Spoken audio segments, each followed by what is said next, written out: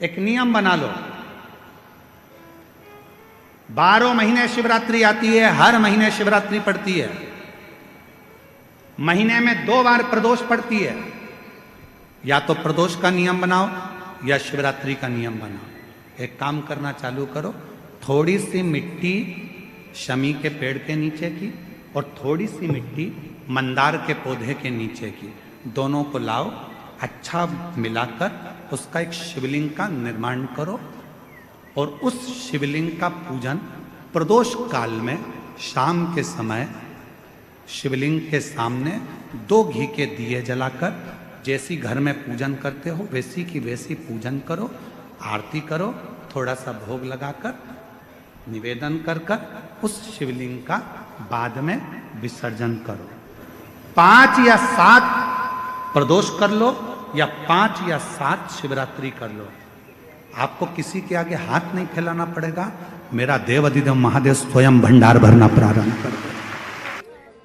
इसीलिए हमारा सनातन धर्म कहता है गौ माता का दूध भले 1 चम्मच हो, शिव जी को चढ़ाकर अगर आचमन कर लिया तो वो ना जाने कितने दोषों को समाप्त कर देता है, ना जाने कितने दोषों को समाप्त कर देगा। गौ माता के दूध में वो तत्व होता है, गौ माता के दूध में वो सूर्य की किरण होती है, गौ माता के दूध में वो स्वर्ण होता है, गौ माता के दूध में वो एनर्जी होती है, गौ माता के दूध में वो औषधि होती है, गौ माता के दूध में वो पावर होता है कि माता के गर्भ में रहने वाला बच्चा जब माँ गाय का दूध 1 चम्मच भी पीती है और गर्भ में बच्चा होता है तो वो बच्चा कभी विकलांग पैदा नहीं होता, वो चलता फिरता आनंद करने वाला होता।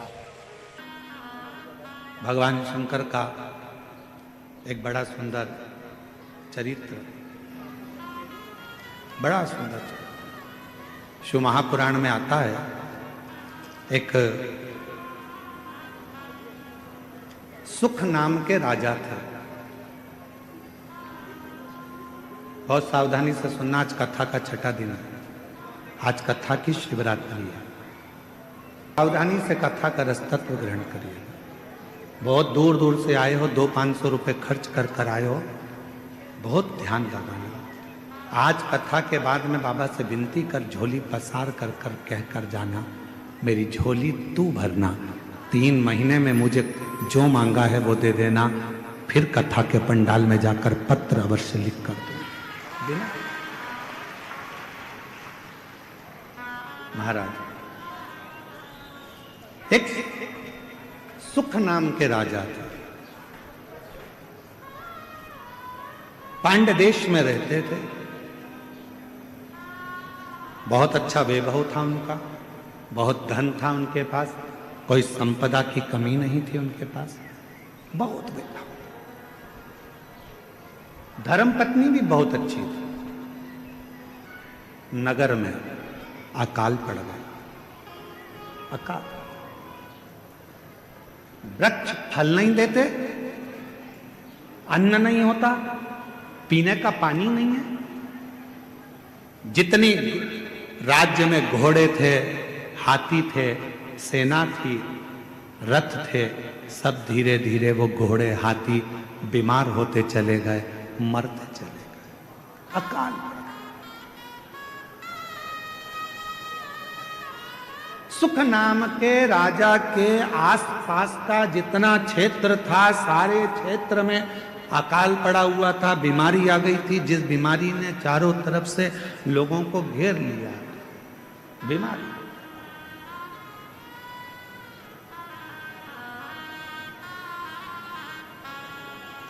जब बीमारी आती है तो कुछ सिखा के जाती है। कपड़े की दुकान पर, शोरूम पर कपड़े भरे की भरे रह गए थे और एक छोटा सा मास्क जिसकी कोई कीमत नहीं थी, 5 रुपए का, वो लोगों के मुख पर आ गया था और करोड़ों रुपए का कपड़ा फैक्ट्री में बना बनाया रह गया। कोरोना बीमारी ने ये दिखाया, कोरोना बीमारी ने सिखाया कि किसी को हल्के में मत लेना, किसी को कमजोर मत समझना। कब किससे कहां पाला पड़ सकता है कोई मालूम नहीं है। लोग समझते हैं गरीब है लोग समझते हैं ऐसा है, अनपढ़ है, बेकार है, गरीब है, लोग उसको धुतकारते हैं, हटाते हैं, पूछते नहीं है, समझते नहीं है। तुम क्या सोच के बैठे हो कि जिंदगी में वो हमेशा गरीब ही रहेगा?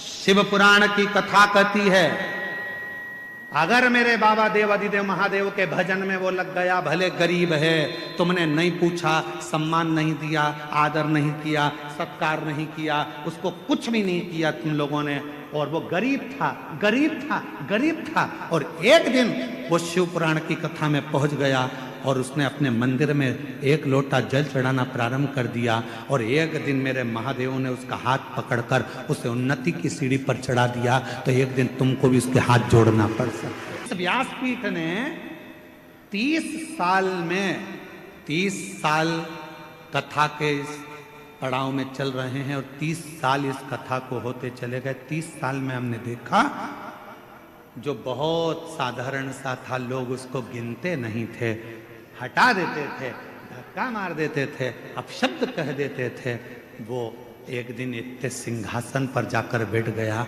कि अब उससे मिलने के लिए लोगों को टाइम लेना पड़ता है, समय लेना पड़ता। अच्छा, तुम गिनते ही नहीं थे, बोलो बोलो सही है कि गलत है? जिनको लोग गिनते ही नहीं थे, और आज की तारीख में वो विधायक बनकर बैठ गए, तो सर, मैडम, सर, अब गिनना पड़ रहा। किसी को कमजोर मत समझना, सारी समस्या का हल, और ये विश्वास के साथ। कल एक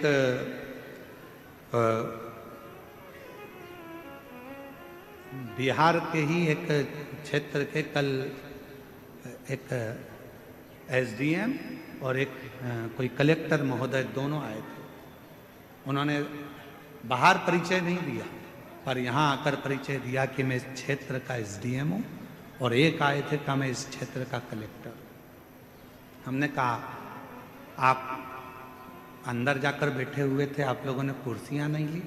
तो करते थे, हमारी माँ कहती थी, वो सियोर वाला बाबा कहता है कि मेहनत कम मत करना। अगर तूने मेहनत पूरी कर ली और एक लोटा जल तूने शिव के मंदिर में चढ़ा लिया, तो तू जो चाहता है वही होगा। गुरुदेव, आज मैं कलेक्टर बनकर, इस क्षेत्र का कलेक्टर बनकर बैठा,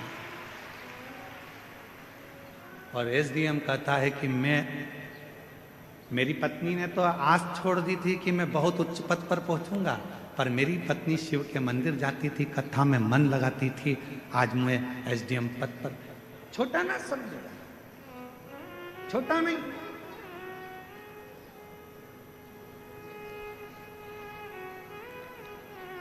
साधारण ना समझो। कोई बहुत दादा बनता है, पहलवान बनता है, बहुत सूरमा बनता है, एक दिन शरीर में ना जाने कौन सा रोग लग जाएगा, पलंग पर पड़ा रह जाएगा। इसलिए न तन का अहंकार करो, ना धन का अहंकार करो। यदि अहंकार करना ही है तो अपने देव अधिदेव महादेव की भक्ति का अहंकार करो, शिव भक्ति का। बड़े बड़े सूरमा भी सैया पर लेट जाते हैं,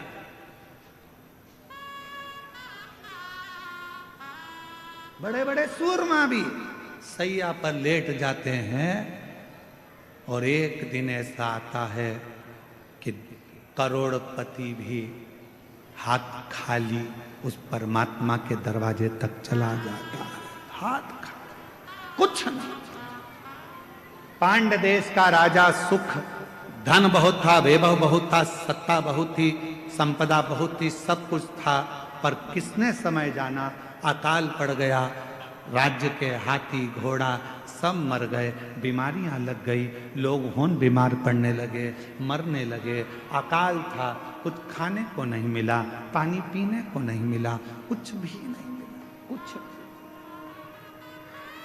पास के राज्य के राजाओं को मालूम पड़ा कि पांड्य देश पर ये अकाल पड़ गया है, अच्छा मौका है, आक्रमण करो, और आक्रमण करके इस राज्य पर अपना हक जता दो।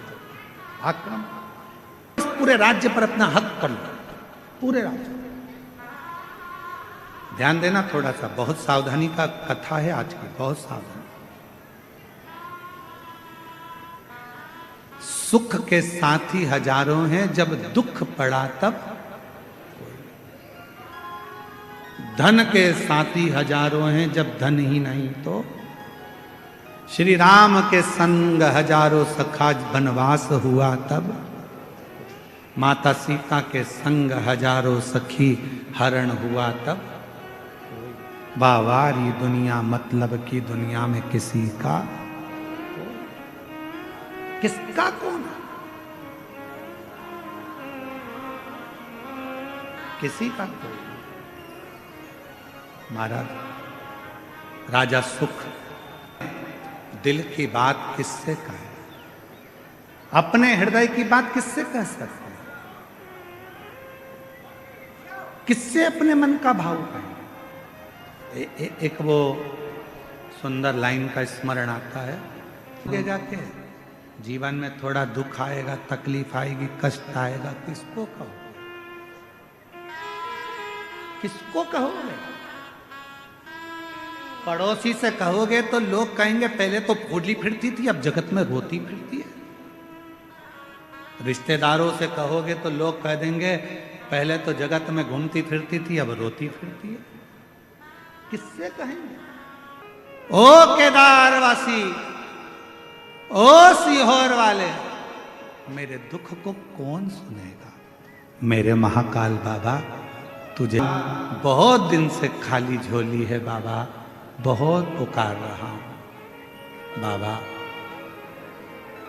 तू झोली भरेगा ये मुझे विश्वास है, तू मुझे खाली नहीं छोड़ेगा ये मेरा भरोसा है बाबा, ये मेरा भरोसा कहता है, ये मेरा विश्वास कहता है, तू मुझे खाली नहीं छोड़ेगा, ये मेरा भरोसा कहता है, ये मेरा विश्वास कहता है, तू मुझे खाली नहीं रख सकता। रही है बाबा का सुंदर कथा वर्णन कर रही है। सुख नाम का राजा, संपदा बहुत थी पर अकाल पड़ गया और उस अकाल में सब कुछ चले गया, सब कुछ समाप्त।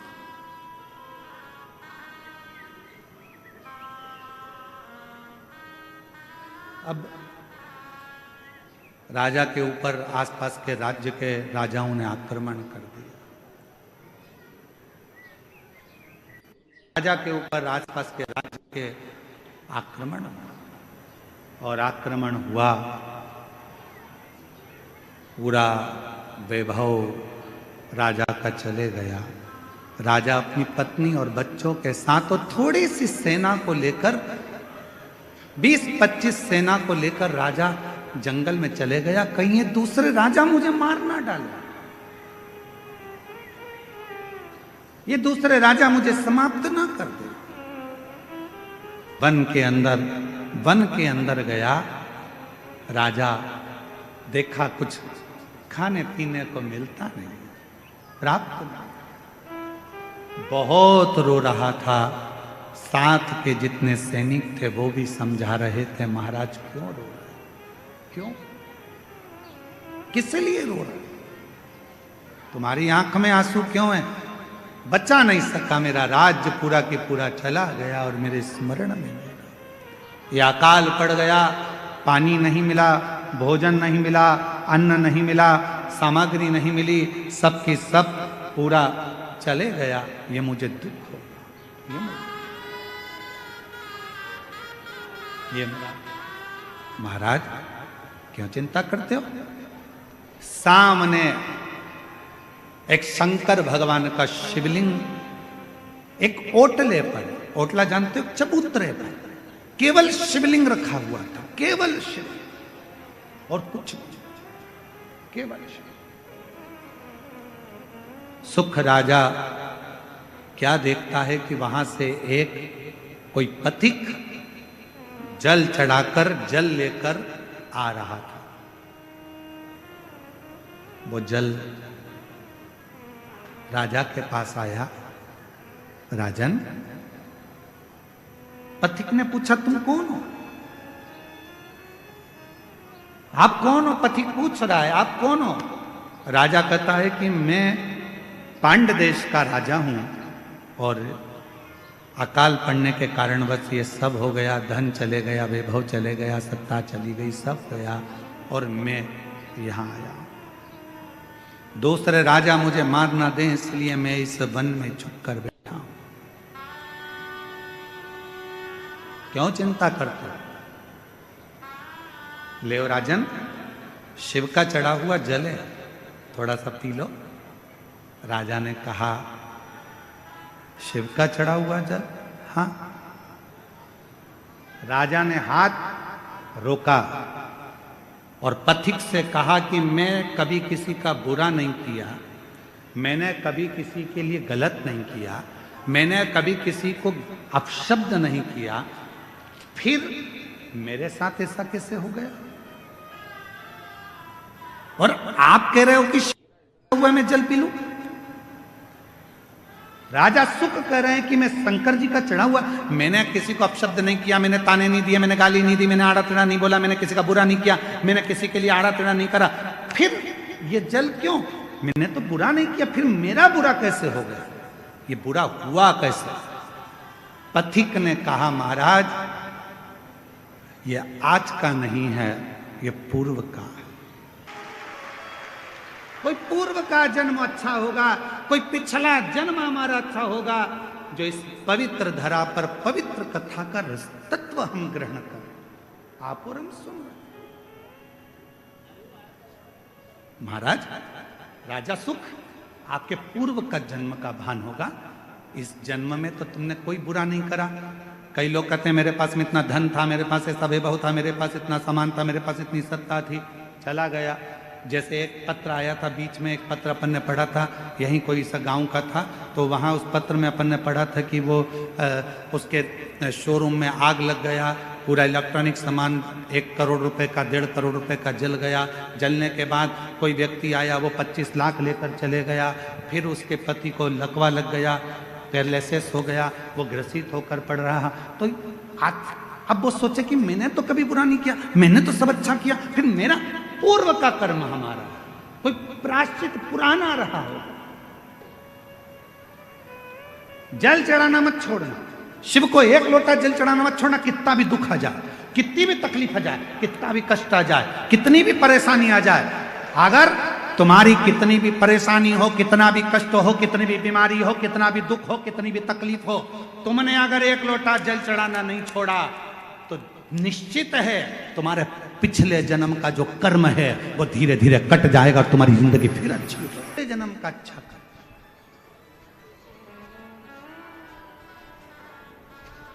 मैं माननीय सांसद महोदय डॉक्टर निशिकांत जी दुबे जी साहब को भी धन्यवाद दूंगा कि आपके पूर्वजों का, माता पिता का और कहीं देवघर वाला मेरे भोले बाबा का आप पर भी बड़ा आशीर्वाद है।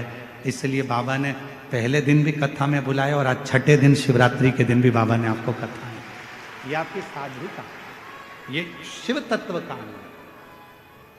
ये इसी को प्रभु कृपा कहते, इसी को शिव कृपा कहते, वो करुणा का।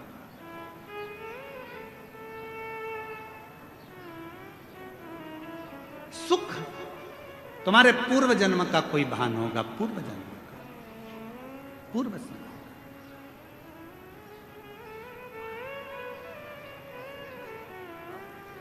और राजा सुख, तुम चिंता मत करो, तुम जल तो पियो।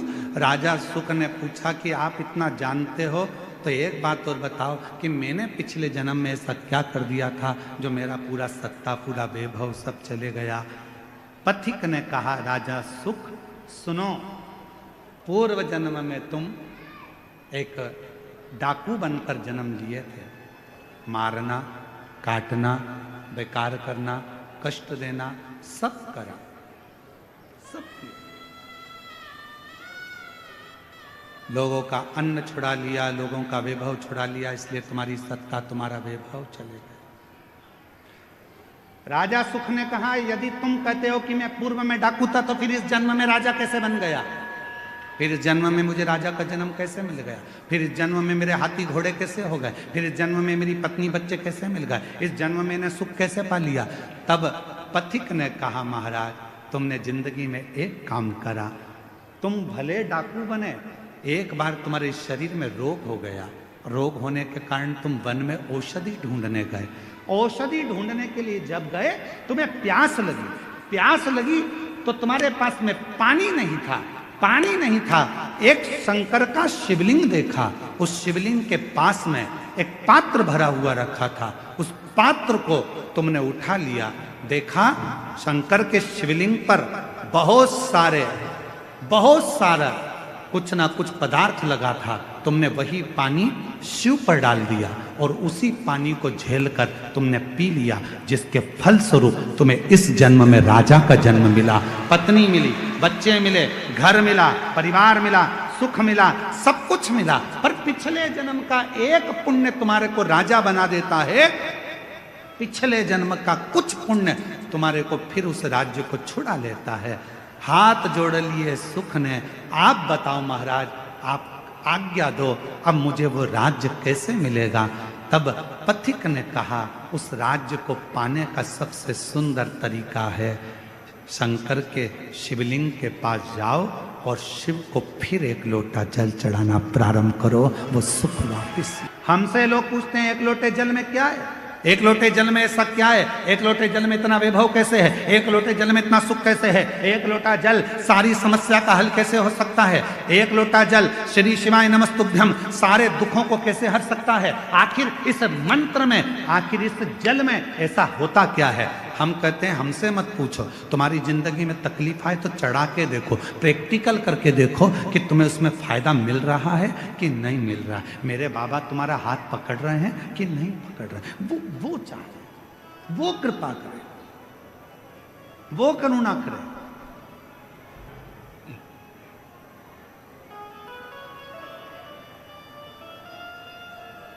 जीवन का जो सुख है ऐसे ही नहीं मिला है। कई लोग कहते हैं हम तो भगवान के मंदिर जाते हैं, हम भगवान का भजन करते हैं, हम भगवान का स्मरण करते हैं, उसके बाद भी मेरे शरीर में इतना बड़ा रोग हो गया, इसके बाद भी मुझे तकलीफ आ गई, इसके बाद भी मुझे दुख आ गया, इसके बाद भी मुझे कष्ट आ गया।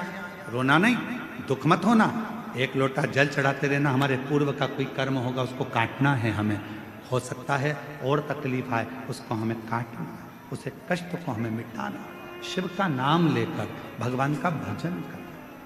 भजन के बल पर ही जीता जा सकता है महाराज। यदि आप लोगों में से कोई काशी गया होगा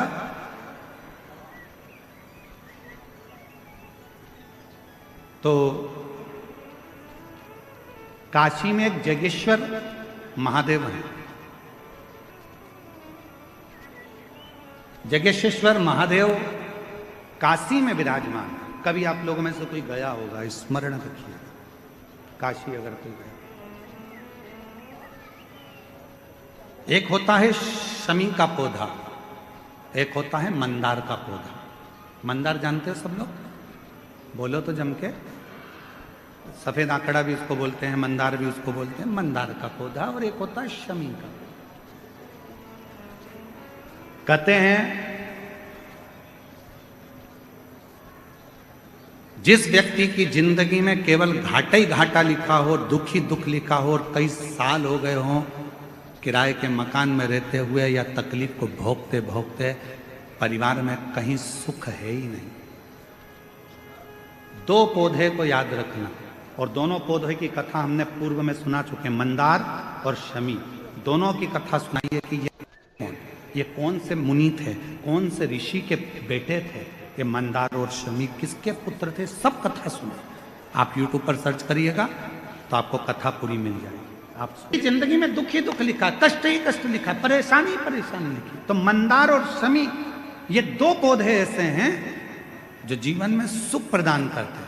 मंदार और शमी के वृक्ष के नीचे का वो फल होता है जो सुख देता है, जो सुख देता है।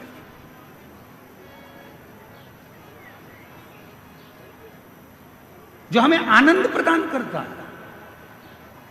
मंदार मतलब आप लोग जानते हो, वो सफेद आंकड़े की जो जड़ होती है, आंकड़ा होता है, उसके छोटे छोटे फूल होते हैं मंदार के, भगवान शंकर को चढ़ते हैं। और शमी की पत्ती तो आप लोग जानते ही हो, शमी का पत्र, इसके पौधे के नीचे और उसके पौधे, इसका वृक्ष और उसके वृक्ष के नीचे की थोड़ी थोड़ी मिट्टी प्रदोष काल में या तो प्रदोष हो या शिवरात्रि हो, दोनों को मिलाकर उसका शिवलिंग बनाकर उसकी आराधना, उसकी अभी हम कथा में एक बड़ा सुंदर व्याख्यान बताएंगे। जब घर में एक बीमार होता है, दूसरा ठीक होता है, दूसरा बीमार होता है, तीसरा ठीक होता है, उसका भी स्मरण इसमें मंदार और शमी के पौधे के नीचे की मिट्टी का वर्णन।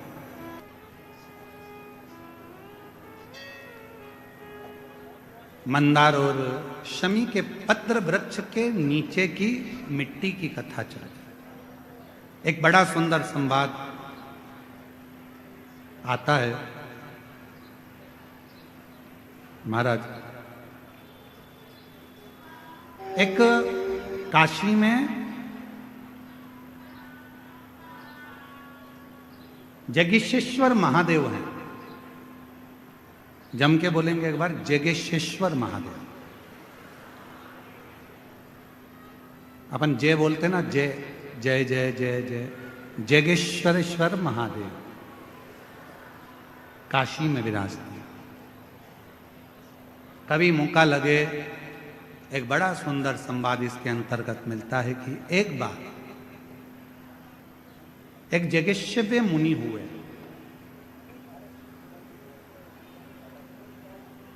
शिव के बड़े उपासक, भगवान शंकर की आराधना करना, साधना करना, अभिनय करना, निवेदन करना, 365 दिन में 365 तरह से भगवान शंकर की भक्ति करते हैं। जरा ध्यान देना, इस कथा पर थोड़ा आपका स्मरण होना चाहिए। कई लोग कहते हैं कि हमने शिवपुराण में ऐसा पढ़ा, कोई कहता है हमने शिवपुराण में ये नहीं पढ़ा, हमने शिवपुराण में ये नहीं पढ़ा कि बेलपत्र में शहद लगाना, हमने शिवपुराण में ये नहीं पढ़ा कि चढ़ा हुआ जल पीना, हमने शिवपुराण में ये नहीं पढ़ा कि ऐसा मत करना। याद रखना, हरि अनंत, हरि कथा अनंत। जैसे भगवान का स्वरूप अनंत है, हर कंकर में जैसे शंकर हैं, हरि की कथा भी अलग अलग।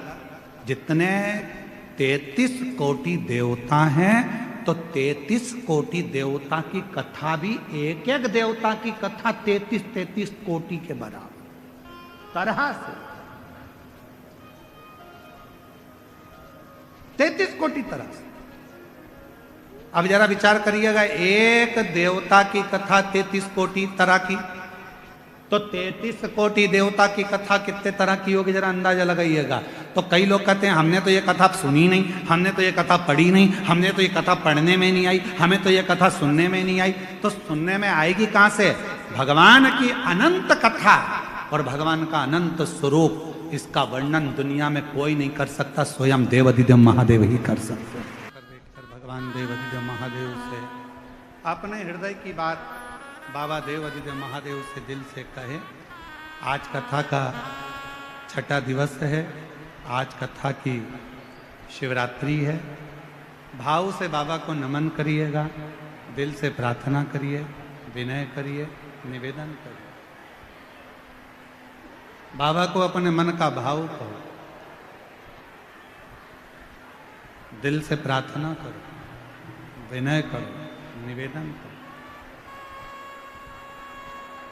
सभी लोग साथ में बोलेंगे, हृदय से बाबा को प्रार्थना करेंगे, विनय करेंगे।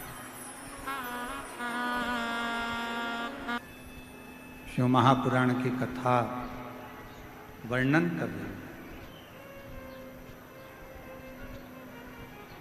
सुख राजा ने शिव जी को वापस जल चढ़ाना प्रारंभ करा और राजा के पास में वैभव आना प्रारंभ। एक भगवान का नाम और एक भगवान शंकर पर चढ़ा हुआ जल हमारे पूर्व के पाप कर्म को धो देता है, समाप्त कर देता है। महाराज, जगेश्वर महादेव का जो मंदिर है काशी में, जब व्यक्ति के जीवन में कहीं पर किसी भी रूप में उसके जीवन में जब तकलीफ आती है, कष्ट आता है और बहुत ज़्यादा जब वो रोग से ग्रसित होने लगता है, सावधानी से सुनिएगा कथा को, अपने जीवन में उतारिएगा। तब कभी काशी में आप जाएं तो एक जगेश्वव्य मुनि हुए, 365 दिन 365 तरह से शिव जी की आराधना कर। एक बार भगवान जब काशी से बहुत दूर चले गए, मंदार पर्वत पर काशी नहीं आए, तब जगेश्वव्य मुनि ने भगवान को ढूंढने के लिए साधना करना प्रारंभ कर। ना भोजन करते, ना पानी पीते, ना कुछ ग्रहण करते, कुछ भी ग्रहण नहीं करते।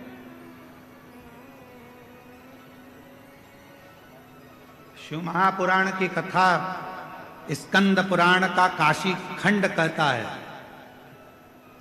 स्कंद पुराण के काशी खंड में वर्णन आता है कि भगवान देवादिदेव महादेव महाकाल राजा, मेरे शंभु, मेरे त्रिकालदर्शी, मेरे कैलाशी अविनाशी, जब मंदार पर्वत पे से, कैलाश पर्वत पे से जब भगवान शंकर पहली बार काशी में जब प्रवेश करे थे, तब जगेश्वव्य मुनि के पास भगवान शिव मिलने के लिए। क्यों? कारण क्या हुआ ऐसा कि भगवान शंकर सबसे पहले काशी में आकर जगेश्वव्य मुनि के पास पहुंचे? उसका कारण क्या था? उसका एक कारण था कि मुनि 365 तरह की पूजा, 365 तरह का तप, साधना, योग मुनि करते थे। जिस दिन मुनि एक तरह की पूजन को भूल जाते थे, मान लो मुनि ने एक तरह का कोई पूजन किया, एक तरह का कोई अनुष्ठान किया और वो भूल जाते थे, तब भगवान शिव उस पूजन को स्वीकार करने के लिए, भगवान शिव ओगड़दानी त्रिकाल शिव उसको पूजन को स्वीकार करें। हम आप लोगों से एक निवेदन करें, आपके जीवन में यदि आपको ऐसा लगता है कि हमारे बहुत तप करने पर, भजन करने पर, व्रत करने पर, साधना करने पर, उपास करने पर भी हमें कहीं ना कहीं तकलीफ का सामना करना पड़ रहा है, तो निवेदन है एक चावल का दाना शिव को चढ़ाने का, या एक पुष्प की पंखड़ी, और बन सके आपकी जिंदगी में अगर आप बना सकते हो और कर सकते हो, तो मालूम पड़े अगर एक चावल का दाना नहीं चढ़ा सकते, जल नहीं चढ़ा सकते, तो एक शमी का पत्र भी अगर आप शिव को समर्पित कर रहे हो तो शिव उसको स्वीकार करो। बाबा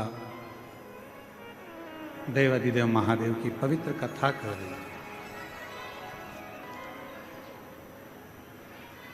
एक जेगी शिव मुनि हुए,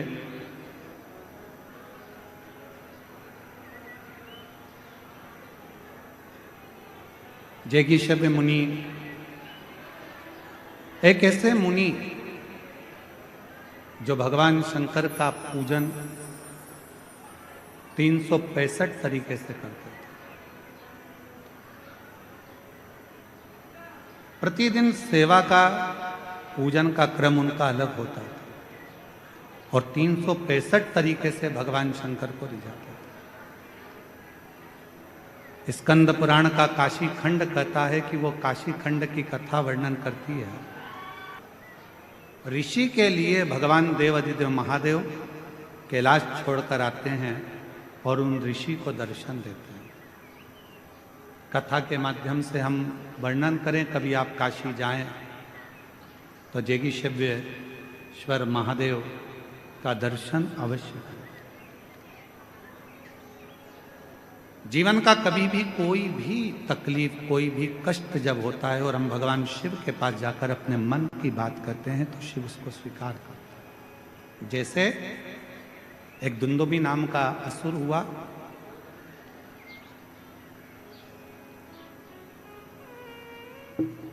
पूरे नगर में जितने भी कोई भगवान का यज्ञ करने वाला हो, अनुष्ठान करने वाला हो, भजन करने वाला हो, कीर्तन करने वाला हो, मंत्र जाप करने वाला हो, उसको पकड़कर समाप्त कर देता।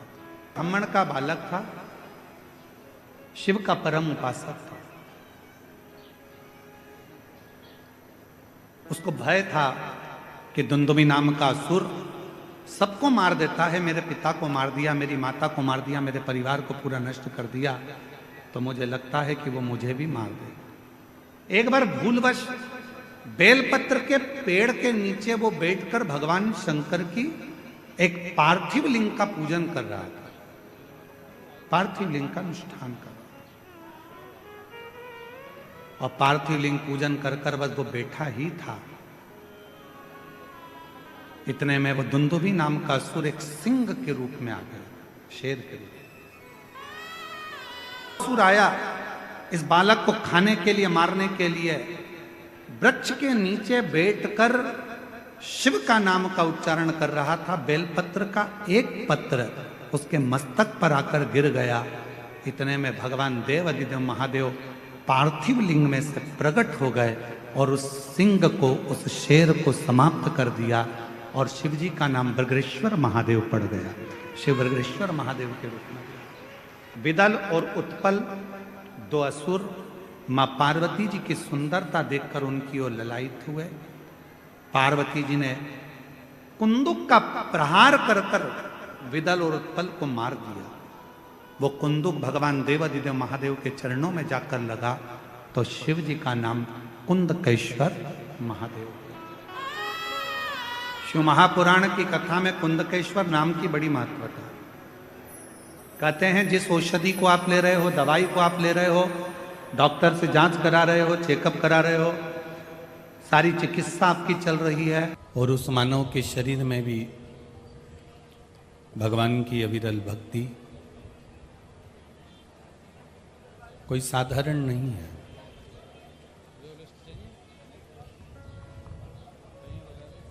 कितने कितने जन्म हमारे निकलते चले जाते हैं,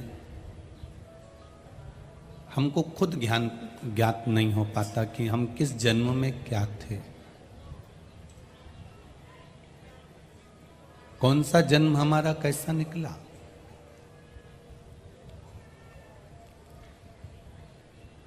अपने ना जाने कितने जन्म, अपने ना जाने कितने स्वरूप, अपने ना जाने कितने क्रम हमारे निकल गए हैं, और हम उन जन्मों में थोड़ा न थोड़ा पुण्य जरूर करे होंगे, इसलिए ये मनुष्य की देह मिल गई और शिव महापुराण की कथा मिल गई। करा होगा अपन ने अपने जीवन में, कोई सत्कर्म करा होगा, और थोड़ा ना थोड़ा पुण्य जब हम अपने जीवन में करते हैं, थोड़ा ना थोड़ा सत्कर्म हम अपने जीवन में करते हैं, तो उसका सुख हमको मिलता जरूर है। ऐसा नहीं कि नहीं मिलेगा। जो हमने अपनी जिंदगी में पुण्य करा है, जो हमने अपने जीवन में सत्कर्म करा है, उसके पुण्य का फल हमें मिलेगा जरूर। आप जो पूर्व में कर कर आए हो, तो अकोला में आए हो, शेगांव पास में गजानन महाराज की शरणागति में रह रहे हो और उनका आशीर्वाद पाकर अपनी जिंदगी जी रहे हो।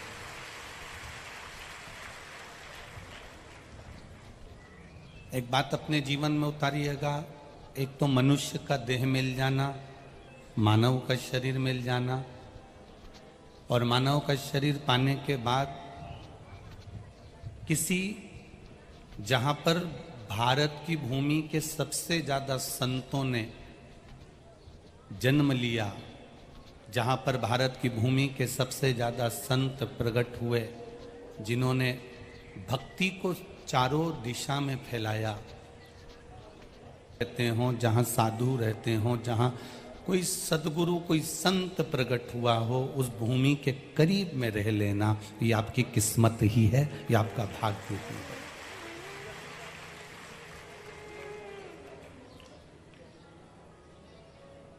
जब किसी अच्छी जगह पर जाऊं ना तो बड़े खुश होकर जाना कि हम अच्छी जगह पर जा रहे हैं, हमारा भाग्य प्रकट हुआ है, हमारा भाग्य प्रबल हुआ, इसलिए हम अच्छी जगह पर पहुंचे हैं। जब हम किसी श्रेष्ठ जगह पर जाएं तो हमारे भाग्य की हमको सराहना होना चाहिए। अपने भाग्य को आप सराहिएगा कि हम कुछ अच्छी जगह पर पहुंचे हैं। श्री शब्द का नाद नहीं किया था केवल क्योंकि श्री स्वामी समर्थ शिव जी के ही एक अंश माने गए हैं, दत्त के ही एक अंश माने गए हैं, इसलिए उन्होंने 8 वर्ष तक, जन्म के 8 वर्ष तक केवल एक अक्षर बोला था और वो ओम था। ओम के सिवाय उन्होंने 8 साल तक कुछ बोला ही नहीं, कुछ नहीं बोले। केवल एक अक्षर का नाद किया है, केवल एक अक्षर का उच्चारण किया, केवल एक अक्षर को उन्होंने पूछा, ओम अक्षर, ओम शब्द का नाद किया। ओम शब्द के सिवा उन्होंने कोई नाद नहीं किया।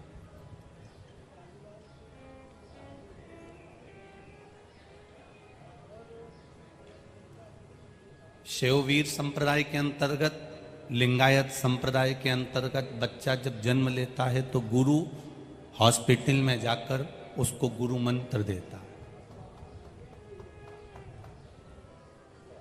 आज फैशन के युग में लोग बदलते चले गए।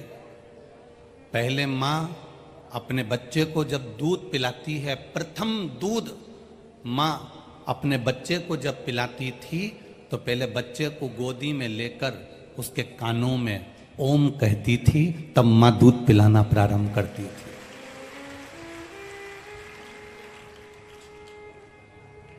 अब वो प्रथा कहां चली गई? हॉस्पिटल में जन्म लेने वाले बच्चों के जो डॉक्टर होते हैं, जो सिस्टर होती हैं, जो नर्स होती हैं, उनसे भी हम अपने जीवन में एक ही निवेदन करना चाहेंगे, जितने डॉक्टर, सिस्टर और नर्स बच्चों का जापा कराती हैं, डिलीवरी कराती हैं, ऑपरेशन करती हैं या बच्चे को जो माता जन्म देती है, मेरा तो डॉक्टर, सिस्टर और नर्सों से केवल करबद्ध निवेदन इतना सा है, आप कि हॉस्पिटल में जो बच्चा जन्म ले और सबसे पहले वो बच्चा नर्स के, डॉक्टरनी के या सिस्टर के हाथ में आता है, वो बच्चा जैसे ही उसके हाथ में आए, सबसे पहले वो डॉक्टर, वो सिस्टर, वो नर्स उसके कान में केवल ओम का उच्चारण कर दे तो बच्चा संस्कारित हो। हमारे भारत की सभ्यता को, संस्कृति को हमें फिर बचाना। आज पूरा भारत बनावट, सजावट और दिखावट में पड़ा हुआ है, चीजों में उलझा हुआ है। एक तो बनावट में उलझा हुआ है, सजावट में उलझा हुआ है और दिखावट में उलझा हुआ है। जिससे बात करो वो बनावटी बात करता है, दिखता कुछ है, होता कुछ है। नजर भी ऐसे आते हैं कि बहुत अच्छे होंगे, बाद में भीतर से मालूम पड़ता है कि क्रम कैसा है। आज पूरी दुनिया बनावट में जी रही है, सजावट में जी रही है और दिखावट में जी रही है।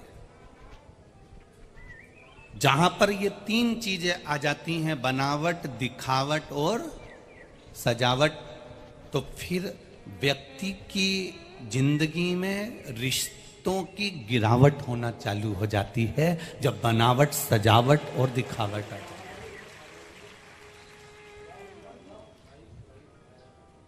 हम जैसे हैं वैसे क्यों नहीं रहते? हम अपनी जिंदगी को वैसे क्यों नहीं जीते जैसे हम हैं? कितना भी क्रीम लगा लोगे, क्या गोरे हो जाओगे रे? अरे वो क्रीम अफ्रीका में चले जाता और वहां कर सबसे पहले रिकॉर्ड तोड़ जितने भी हैं सबको गोरा करके बता देते। हमें जैसा परमात्मा ने जन्मा है, हमें जैसा परमात्मा ने भेजा है, श्री स्वामी समर्थ जी की वाणी में उन्होंने सबसे पहला शब्द जब ओम का उच्चारण करा और ओम के उच्चारण के बाद स्वामी समर्थ जी ने अपनी वाणी को जब खोला तो खोलते से ही पहला शब्द उन्होंने कहा था कि मेहनत करो, कर्म करो और अपना परिश्रम करो। इस माथे पर से पसीना जितना टपकता है व्यक्ति उतना उन्नति की सीढ़ी पर बढ़ता चले जाता है। ये श्री स्वामी समर्थ के शब्द है। श्री स्वामी समर्थ ने दूसरा संबोधन कहा, कोई आलसी व्यक्ति अगर तुमको दिख जाए तो घर में जाना, ठंडे पानी से नहाना, फिर अपने काम को जाना। आलसी व्यक्ति का मुख तक मत देखो, क्योंकि आलसी खुद भी कुछ नहीं करता और दूसरे को भी कुछ नहीं करने देता। वो आलसी है जो खुद भी नहीं करेगा और दूसरे को भी नहीं करने देगा। श्री स्वामी समर्थ जी कहते हैं, अगर मान लो कोई आलसी व्यक्ति तुमको दिख जाए, जरा सा एक गिलास पानी एक बेटा अपनी मां से मांग रहा है, कितना आलसी होगा बेटा, सोचिए जरा। मां से कह रहा है, मम्मी आई, अंदर से आए तो पानी ले आना। इतने में आई को तो गुस्सा आ गया, मां को गुस्सा आया, मम्मी को गुस्सा आया और मां ने कह दिया, आके एक जोरदार थप्पड़ दूंगी ना तो सब पानी निकल जाएगा, उठ ले और जा पानी पी ले। इतने में फिर छोरा बोला, मम्मी आई, जब मारने आओ ना तो पानी ले आना। मतलब पानी लेने नहीं जाऊंगा। इतना आलसी कि मारने आओ तो पानी ले आना, पर जाऊंगा नहीं। श्री स्वामी समर्थ जी कहते हैं, अपने मेहनत को प्रबलता में करिएगा। जिसका पसीना भूमि पर टपकता है, जिसका पसीना मेहनत का टपकता है, वो एक दिन उन्नति की सीढ़ी पर चढ़ता चले जाता है, उसको कोई रोकने वाला नहीं होता। ये श्री स्वामी समर्थ कह रहे हैं। श्री स्वामी समर्थ जी ने दूसरा शब्द कहा, कोई आलसी व्यक्ति दिख जाए तो उसकी संगत मत करना।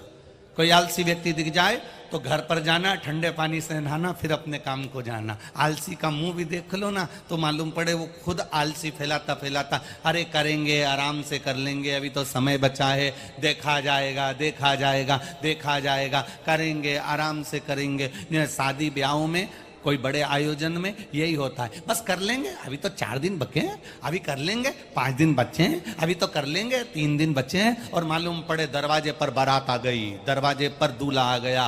उसके बाद में लोग कर रहे हैं, साहब हलवाई कहाँ है, हलवाई कहाँ, भोजन क्या बनाया, मीठा क्या बनाया, तो हलवाई ढूंढते फिर रहा है, काम करते फिर रहा है, कहीं ये ढूंढते फिर रहा है, कहीं वो ढूंढते फिर रहा है। यहाँ श्री स्वामी समर्थ जी कहते हैं, जिस काम की लगन होती है, जिस कार्य को आपको करना है, अगर कोई शादी का कार्य है, मंडप का कार्य है, ब्याह का कार्य है, जन्म का कार्य है, शादी की सालगिरह का कार्य है, आपके यहाँ जो बड़ा आयोजन कर रहे हो उससे 10 दिन पहले आप पूरी तैयारी, धीरे धीरे हो जाएगा, सब हो जाएगा, कर लेंगे, ये आलसी तत्व की निशानी है। श्री स्वामी समर्थ कहते हैं, ये आलसीता नहीं होना चाहिए। आलसी का मुख भी मत देखो, मेहनत प्रबल करिए महाराज। बनावट की दुनिया है, बहुत बनावटी जीवन दुनिया के लोग जी रहे हैं, बहुत बनावटी। छत्तीसगढ़ की पावन धरा भिलाई से कहा था, लाखों रुपए के महंगे कपड़े पहनने से किसी के विचार नहीं बदल जाते।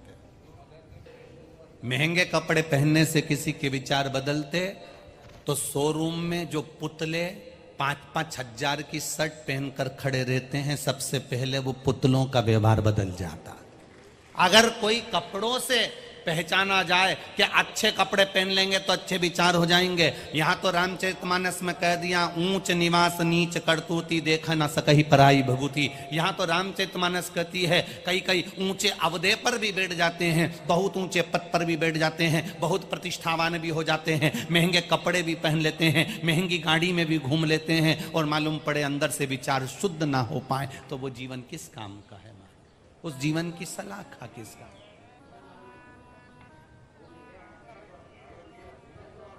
पिला भी दो तो उसका क्या लाभ है महाराज? क्या काम का वो वैभव? माता पिता जिंदा हैं, माता पिता जिंदा है। अब ये देखिए बनावटी जीवन कैसा होता है।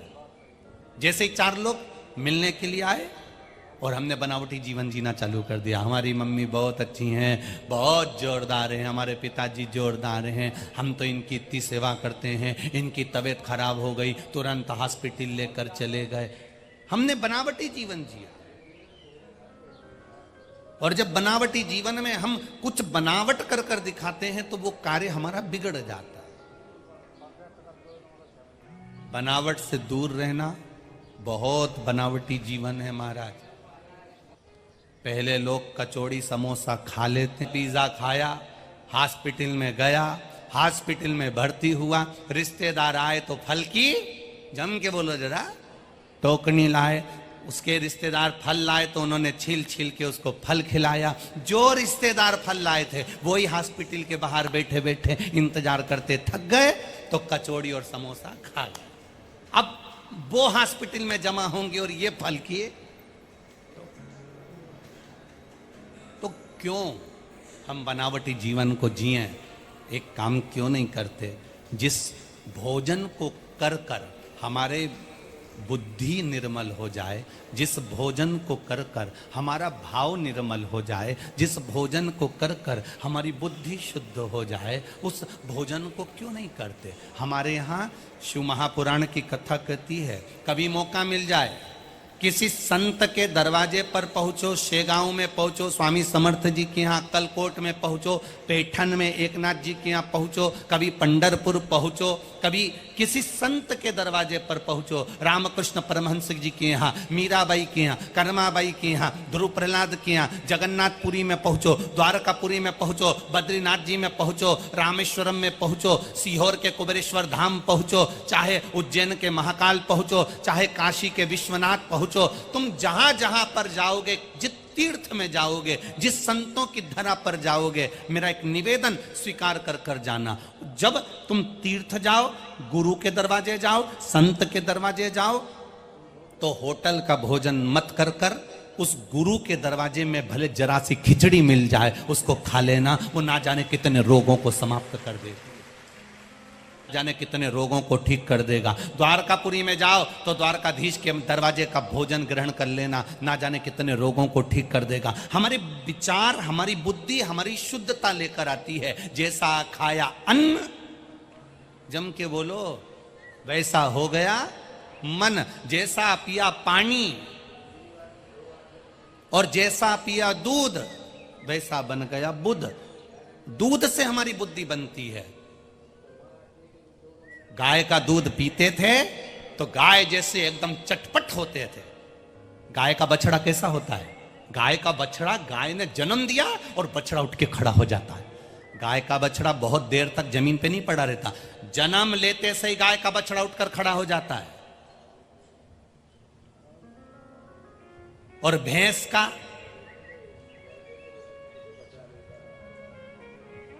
जिन जिन के यहां भैंस है उनसे पूछना, भैंस का छोरा छोरी होए, भैंस का, तो वो इतनी जल्दी उठ जाता है क्या? उसको उठने में पूरा दिन लग जाता है, तब जाकर भैंस का बच्चा उठ पाता है। शिव पुराण कहती है, जिसने गर्भ अवस्था में बच्चा है और गाय का दूध थोड़ा सा भी शंकर भगवान को समर्पित कर कर पिया है, उसका बच्चा तुरंत चलने के लिए जागरूक हो जाता है। और जिसने गर्भ अवस्था में बच्चा है और भैंस का खूब दूध पिया तो उसकी औलाद उठती नहीं, पक्की आलसी। इसलिए हमारे यहां कहावत है, भैंस के आगे, अरे वाह बहुत जोरदार, क्या कहावत है? भैंस के आगे बीन बजाना। अब तुम भैंस के आगे कितनी भी बीन बजा लो तो वो सुनेगी क्या? हारन दिए जाओ, सुनेगी क्या? भैंस के आगे कितनी भी बीन बजाओ वो सुनती नहीं है। उसी तरह कोई, जब हमारे घर के बच्चे जन्म लेते हैं और जन्म लेने के बाद उनसे कहो, ले पढ़ाई कर ले, ले पढ़ ले, ले चल चल, ले मैं तुझे ये कर दूं, ले मैं तुझे कपड़ा पहना दूं, ले मैं ऐसा कर दूं, ले मैं वैसा कर दूं, पर तुम भैंस के आगे कितनी भी बीन बजा लो, क्योंकि उसने गर्भ के समय पर भैंस का दूध पिया है तो औलाद में थोड़े से भैंस के लक्षण आ गए। इसलिए है वो लक्षण आए, तो इसलिए वो औलाद भी ऐसी कैसी भैंस जैसी पड़ी रहे। मोबाइल चला ना, हॉस्पिटल में बच्चे जन्म ले रहे हैं, जन्म लिए बच्चे को हार्ट में छेद हो जाता है। पहले कभी सुना तुम लोगों ने ऐसे बीमारियां? अरे बोलो जम के। आज हर 10 लोगों को छोड़कर कैंसर हो जाता है। पहले तो कैंसर किसी एक को होता था, 2-4 गांव में तो लोगों को टेंशन होता था, कैंसर जैसी बीमारी हो गई, कैंसर जैसा रोग हो गया। आज हर 8 घर छोड़कर, 4 घर छोड़कर, 6 घर छोड़कर, 8 रिश्तेदार छोड़कर किसी ना किसी को कैंसर की बीमारी हो रही है। छोटे छोटे से बच्चों को शुगर हो रही है, छोटे छोटे से बच्चे को बीपी हो रहा है। क्यों हो रहा है? ये माता का खान पीन। जब बच्चा गर्भ में रहे, मेरा माताओं से निवेदन है, तुम्हारी सास अगर तुम्हें टोकेगी ना तो तुम्हें बुरा लगेगा, पर सीहोर वाला महाराज तुम्हारी सास है ना, तुम्हारा ससुर है।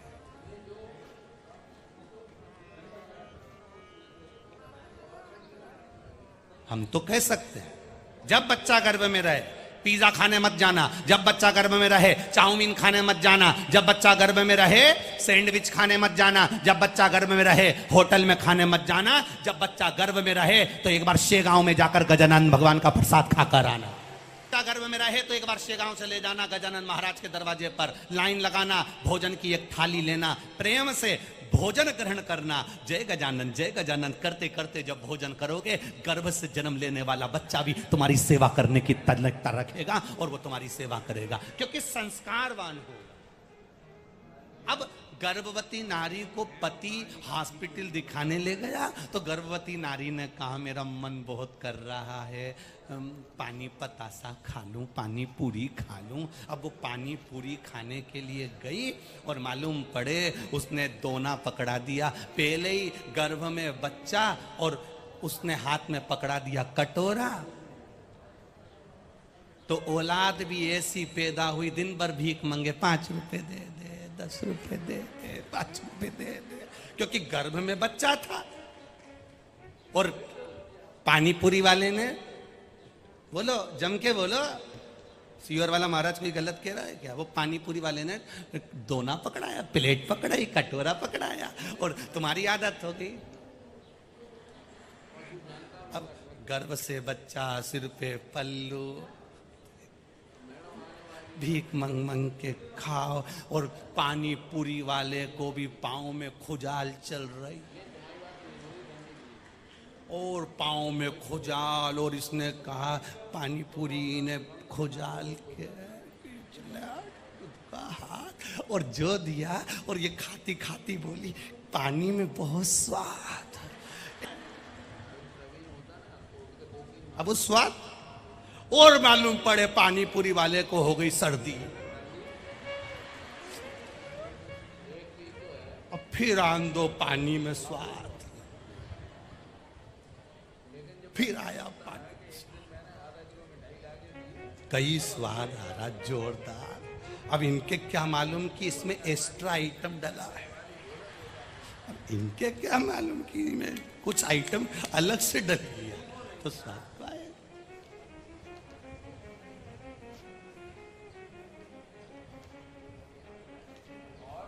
वैसे हमारे अकोला के लोग ऐसे नहीं है,